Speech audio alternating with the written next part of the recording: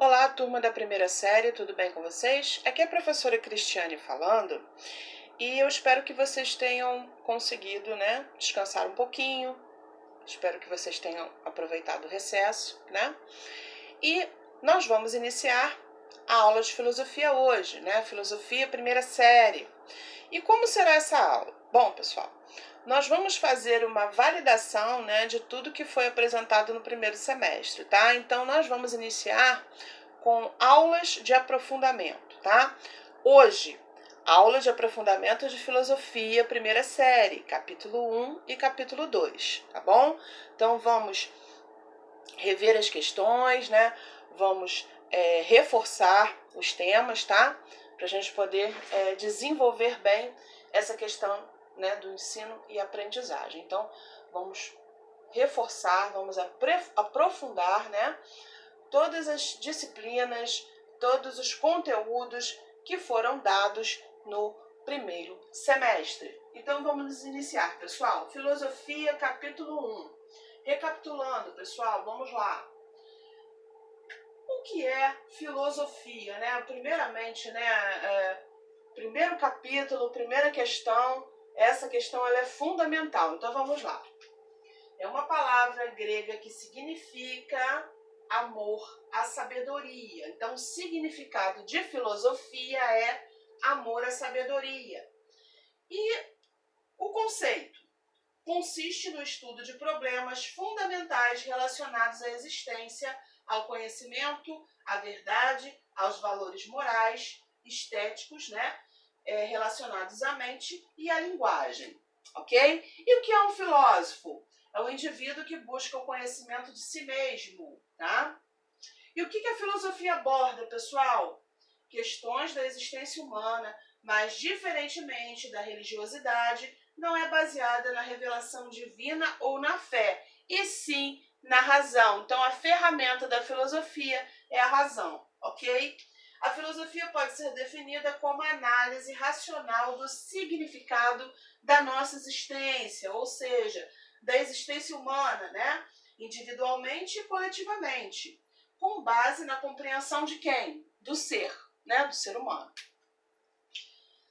Aí, nesse capítulo, pessoal, temos também a questão do conceito de empirismo. Pessoal, esse conceito é super fácil, mas às vezes as pessoas confundem.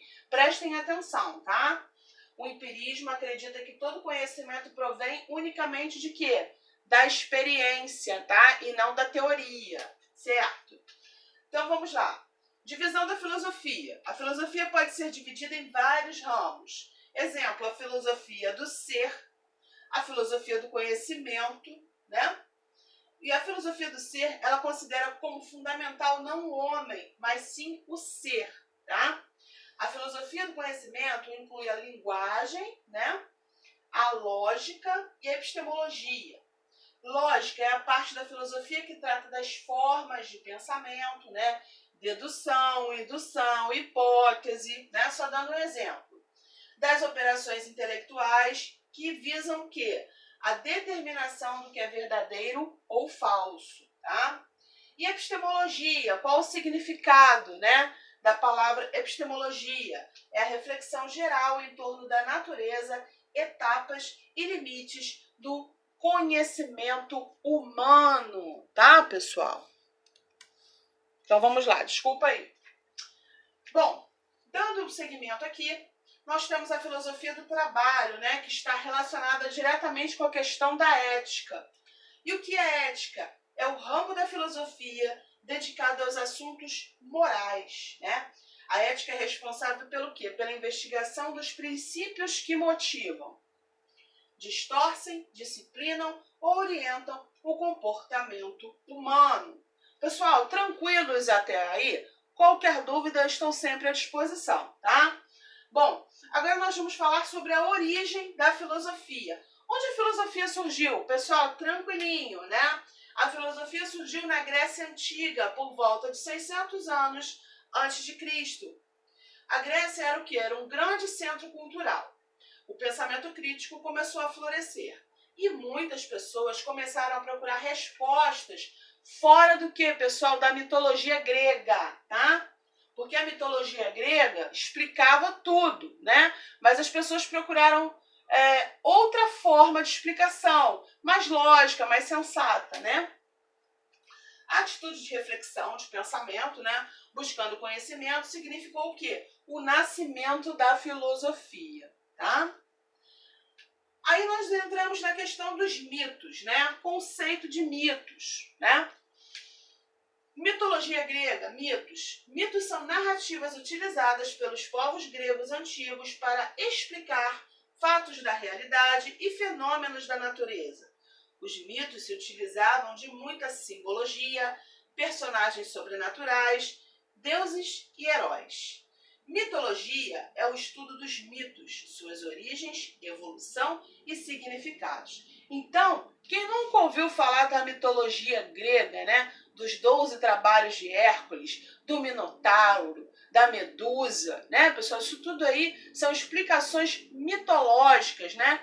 Que se utilizam de personagens, de seres sobrenaturais. Então a filosofia entra para deixar essa mitologia de lado e trabalhar com questões lógicas, né? Com a questão do raciocínio, da dedução, né? Da questão da razão, ok? Tranquilo, claro como água. Bom, vamos lá.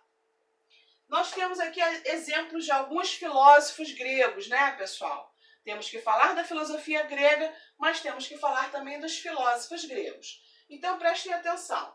Heródoto foi um dos primeiros geógrafos e historiadores gregos, e Heródoto é considerado o pai da história. Como eu sempre falo para vocês, vamos nos preparar para o Enem desde a primeira série. Então, isso é sempre recorrente, tá? Heródoto e Heráclito. Confunde? Preste atenção. Heródoto é considerado o pai da história. Heródoto, tá? E Heráclito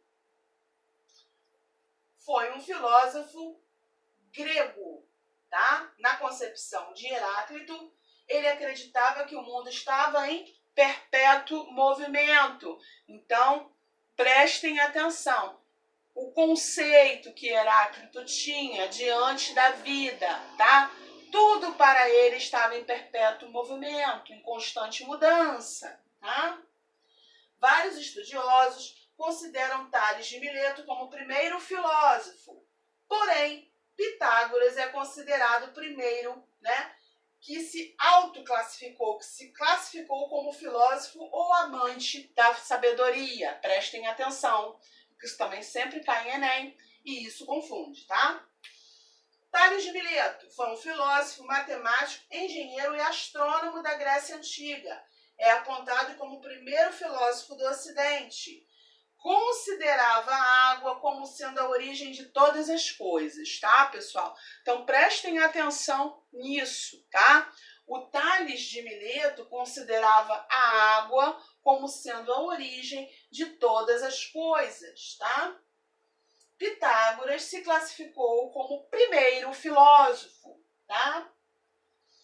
Heráclito achava que tudo estava em constante mudança e perpétuo movimento, tá? E Heródoto é considerado o pai da história. Então, essas questões são fundamentais, tá? E sempre caem em provas, ok? Bom, a questão aqui ainda, né, falando sobre Pitágoras, ele foi um filósofo matemático grego, fundador do movimento chamado Escola Pitagórica, tá? A escola pitagórica é considerada a primeira universidade do mundo. Os adeptos da escola pitagórica acreditavam que o universo é regido pelas relações matemáticas, tá? Pitágoras é considerado também o pai da matemática. Vamos lá. Aqui, na apostila, nós temos a questão do conceito de cultura, tá, pessoal? Então, prestem atenção. O que é cultura? É o conjunto que inclui conhecimento, a arte, as crenças, a lei, a moral, os costumes e todos os hábitos e aptidões adquiridos pelo ser humano, dentro de uma sociedade no qual o indivíduo está inserido, ok? Conceito de cultura dentro do contexto da filosofia. De acordo com a filosofia, a cultura é o conjunto de manifestações humanas que contrastam com a natureza ou o comportamento natural. Além da condição pessoal, cultura envolve sempre uma exigência global. Podemos dizer que há cultura quando essa interpretação pessoal e global se liga a um esforço de informação no sentido de aprofundar o conhecimento. Pessoal, é importante entender também que cultura é tudo aquilo que você cultua, tá? Existem várias culturas, né? Nunca podemos dizer que uma cultura é melhor que a outra, tá? Apenas são culturas diferentes, mas todas devem ser respeitadas, ok? Então, essa questão levanta muitas polêmicas, mas é princípio básico. Existem culturas e não uma cultura, ok? Então, vamos lá. Vai depender de cada região, de cada comunidade, de cada país, de cada estado, tá? Isso é muito relativo, ok? Bom, finalizando aqui o capítulo 1, né? Eu levantei aqui questões básicas, extremamente importantes, tá? E agora eu vou fazer uma revisão aqui do capítulo 2, tá? O tema é a filosofia e a Grécia Antiga. Primeiro questionamento, como era a vida na Grécia Antiga, pessoal? O povo grego, logicamente, tinha tendência ao comércio, o que o obrigou a ter contato com outros povos para o desenvolvimento das suas atividades comerciais, correto? Vendas ou trocas de suas mercadorias. Assim, os gregos eram influenciados por outros mitos que não os seus, o que levavam a ter diversas maneiras de interpretar e explicar os mesmos fatos ou situações. Então, através, né, desse envolvimento comercial com outras regiões, houve uma espécie de fusão cultural, tá, pessoal? Isso fez desenvolver o pensamento racional e lógico, né, e, consequentemente, fez surgir o quê? A filosofia. A civilização grega foi responsável pelo avanço da ciência na Idade Antiga, tá? A genialidade grega foi responsável pelo desenvolvimento de diversas áreas do conhecimento, como a arte, a literatura, a música e a filosofia, a escultura também, tá? E com relação à divisão da filosofia? A filosofia grega pode ser dividida em 4 períodos, pessoal. Sócrates, né, o filósofo grego, ele foi tão importante para a filosofia que a filosofia ficou dividida da seguinte forma. Prestem atenção. Período pré-socrático, período socrático, período pós-socrático e período helenístico ou greco-romano. Vamos analisar, vamos relembrar aqui uma por uma? Então vamos lá. O período pré-socrático iniciou uma forma de argumentar e expor as ideias. A filosofia foi usada para tentar esclarecer a origem do mundo e das coisas à sua volta, ok? E procurava compreender através da razão a origem e as mudanças na natureza e no ser humano ao longo do tempo. Também temos o quê? O período socrático, né? Que é o período de Sócrates, propriamente dito, caracterizado pela investigação centrada no homem, suas atividades no campo da política, da ética, entre outros campos. Nesse período houve a modificação, ou seja, a filosofia, né, ficou centrado aqui a respeito do elemento de pesquisa. Houve uma modificação com relação ao elemento a ser pesquisado. O ser humano foi colocado em quê? Em primeiro lugar, tá? Também surgiu, né, a democracia. Então, no período socrático, surgiu a democracia, tá, pessoal? E isso aí cai muito em prova, gente. E isso aí a pessoa perde ponto de bobeira. Por quê? Pessoal, é só pensar. No período socrático, no período de Sócrates, né? Surgiu o quê? A democracia, tá? Então, vamos lá. A forma como a filosofia se desenvolveu é consequência da maneira como Sócrates entendia o que era atividade de filosofar. A filosofia de Sócrates se desenvolveu a partir de 2 diálogos compostos de 2 momentos. Prestem atenção porque isso aí também é super importante, pessoal. Tá? Eu só estou levantando questões extremamente importantes, tá? chamado de a refutação, ou ironia, e a maiêutica. Lembrando que a refutação ou ironia é o primeiro momento, tá? E a maiêutica é o segundo momento. Vou relembrar. A ironia vem da expressão grega que significa perguntar fingindo não saber. Hoje a ironia tem outra conotação, tá, pessoal? Ironia era composta de perguntas feitas ao interlocutor, com o objetivo de deixar claro que o conhecimento que ele julgava possuir não passava de mera opinião ou de uma interpretação parcial da realidade.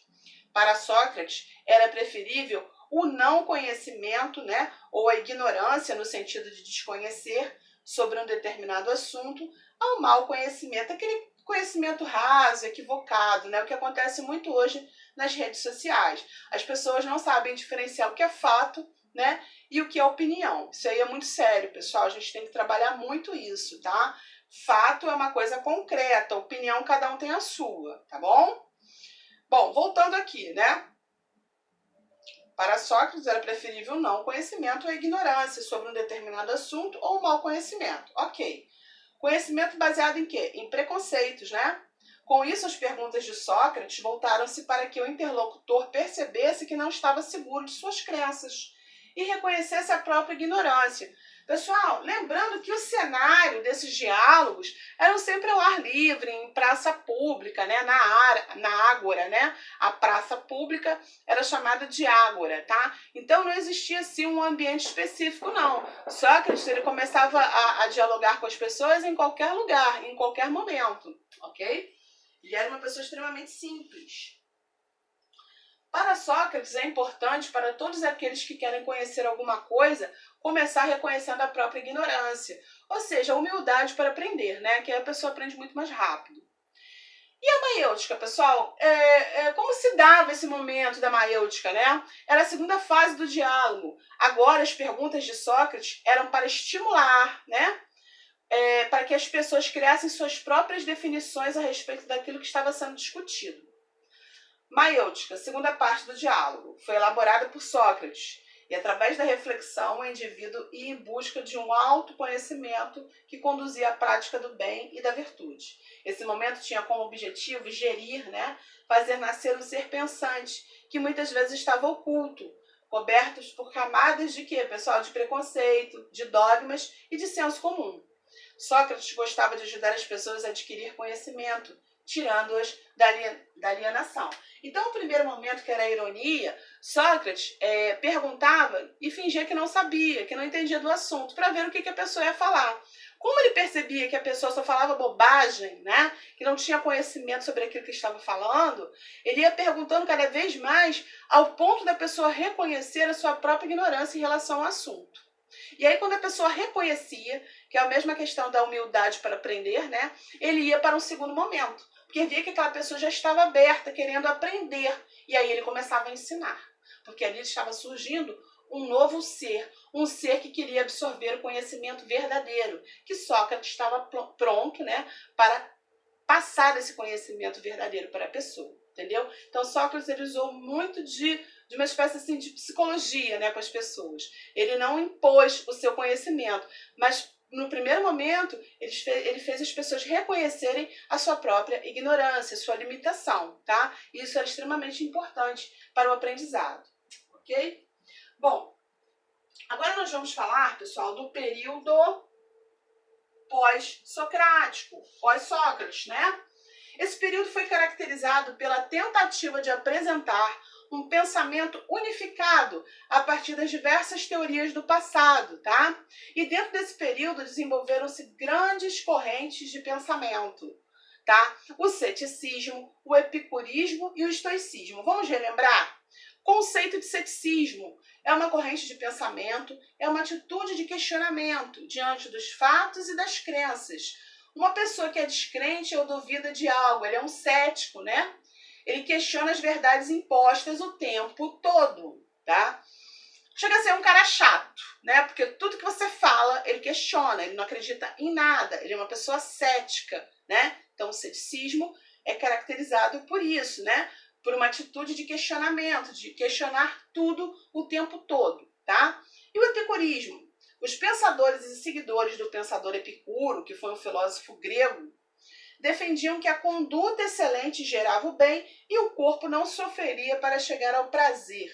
Entender que prazeres e desejos devem ser equilibrados e terem limites. Vou dar um exemplo saudável. Por exemplo, um cara entra numa academia porque ele quer ter um corpo definido, malhado, tá?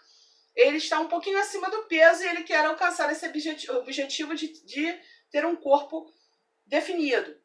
Ok? Legal isso, pessoal. Mas tem pessoas que começam a passar do limite, né? Já atingiram aquele objetivo ali de ter um corpo definido, mas quer mais, cada vez mais.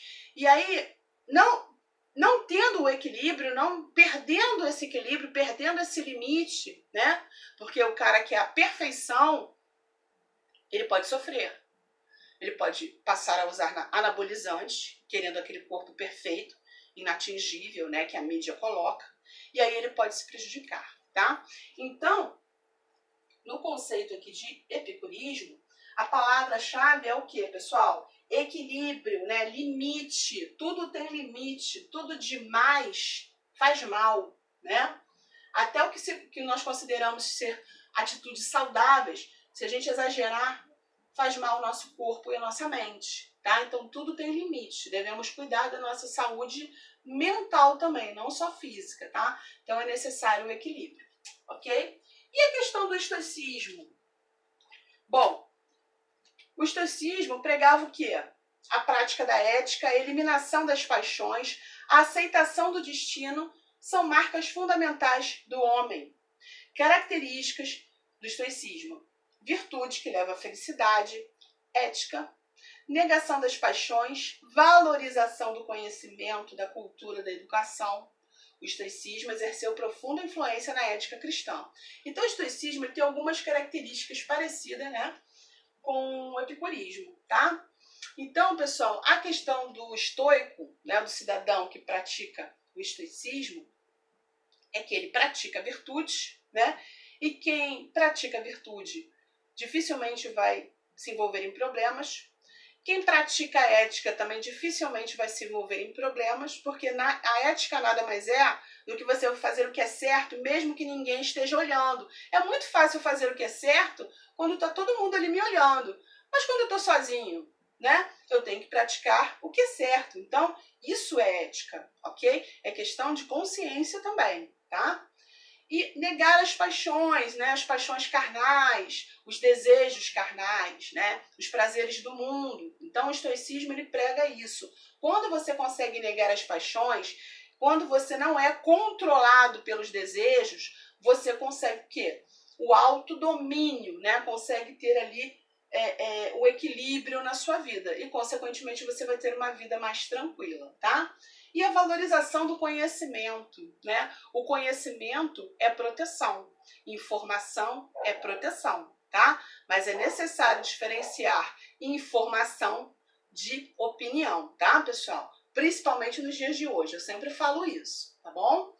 Então, só finalizando aqui, o estoicismo ele foi fundado, né? Foi uma doutrina fundada por Zenão de Cítio, que foi um filósofo grego, fundador da escola filosófica estoica, ok? Pessoal, vou ficando por aqui, finalizando essa aula, nessa revisão do capítulo 1 e 2, tá? Um forte abraço, fiquem com Deus e até a próxima aula.